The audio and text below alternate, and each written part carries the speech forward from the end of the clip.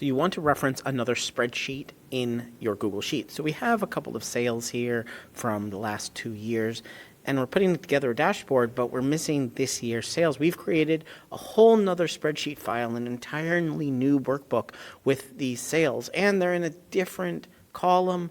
How are we going to get this data into our dashboard? I'm going to show you how right now.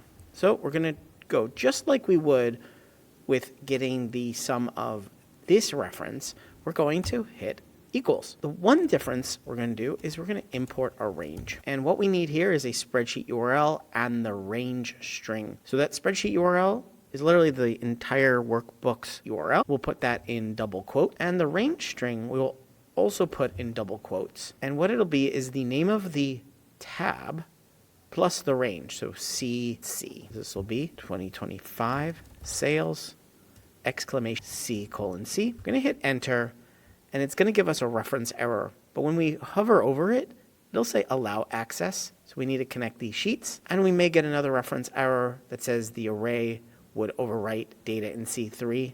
That's because it's going to give us that whole range. So let's wrap sum around this, and there's our, and we got the range from the other spreadsheet, the entire other workbook, and then we summed it up.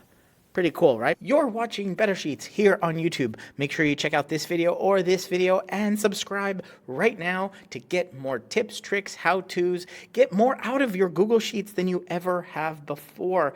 I'm excited to be making a ton more videos here. Ask me questions down in the comments and I will answer them in future videos. But for right now, right here, one of these videos is going to be your next Google Sheet.